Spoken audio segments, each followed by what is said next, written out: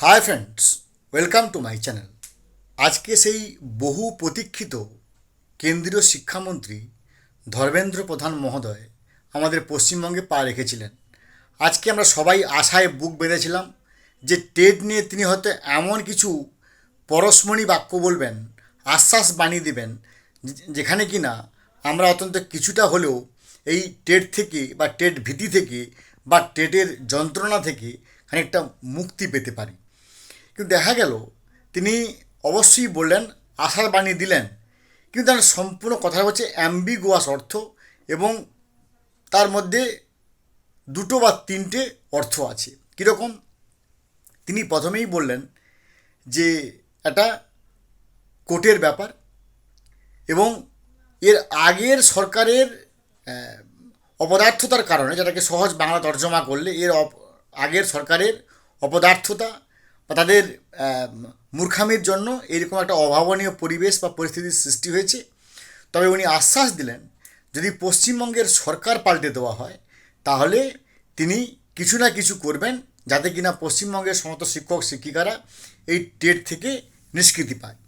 এখানেই আমাদের অনেকগুলো প্রশ্ন মাথায় এসে গেল। দেখুন, পশ্চিমবঙ্গের সরকার বদল হবে কি হবে না সেটা রাজনীতির অংশ। আর আমাদের এই চ্যানেল বা কখনো আমরা যারা শিক্ষক শিক্ষিকা, কখনো এর রাজনীতির সঙ্গে আমরা যুক্ত নই।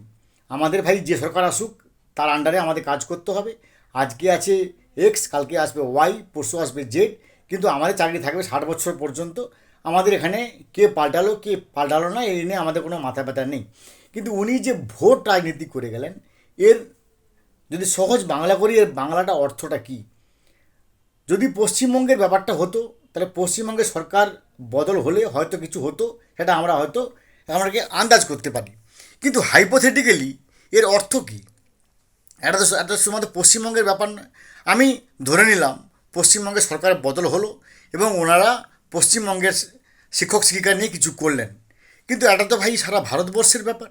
সারা ভারতবর্ষে এতগুলো রাজ্য, এতগুলো তার কেন্দ্রশাসিত অঞ্চল, এটা অ্যাজ এ হোল পুরো কাশ্মীর থেকে কন্যাকুমারী, পুরো সারা ভারতবর্ষের সমস্যা। তাহলে পশ্চিমবঙ্গের সরকার যদি বদল হয়, তা সেখানে আসাম, ত্রিপুরা, মহারাষ্ট্র, কর্ণাটক, কেরালা, তামিলনাড়ু তারা কি ক্ষতি করেছে? অর্থাৎ যেটুকু আমরা বুঝতে পারলাম, এটা কিন্তু ভোট সর্বস্ব রাজনীতি তিনি করে গেলেন, এবং আমাদেরকে এই টেটের যে প্রশ্ন বা টেটের সংক্রান্ত যে উদ্বুদ্ধ পরিস্থিতি, সেটা কিন্তু পরিস্থিতিই রয়ে গেল, কোনো আশার বাণী আমরা পেলাম না। তার মানে আমাদের কাছে কিন্তু এখন অশনি সংকেত, এবং একমাত্র উপায় হচ্ছে রিভিউ পিটিশন বা কেন্দ্রের অর্ডিন্যান্স। তিনি যদি একটা বার পর্যন্ত বলতেন যে হ্যাঁ কেন্দ্র থেকে অর্ডিন্যান্স আনার জন্য ব্যবস্থা আনা হচ্ছে, তাহলে আলাদা ব্যাপার ছিল। কিন্তু উনি কেন্দ্র বা কেন্দ্রের অর্ডিন্যান্স এই নিয়ে একটা বাক্য খরচ করেননি। কেন করেননি, কী অর্থে করেননি, সেটা কিন্তু গভীর আমাদের সন্দেহের উদ্রেক করছে। তাহলে কি প্রাইভেট বা এই শিক্ষাকে বেসরকারিকরণের দিকে আস্তে আস্তে এগোচ্ছি? কারণ উনি কিন্তু কোনো আশার বাণী দিতে পারেননি। যাই হোক, অবশ্যই আমরা চোখ রাখবো আমাদের এর পরবর্তী খবর আমার চ্যানেল থেকে কনফার্ম করবো। ভালো থাকুন, have a good day, thanks.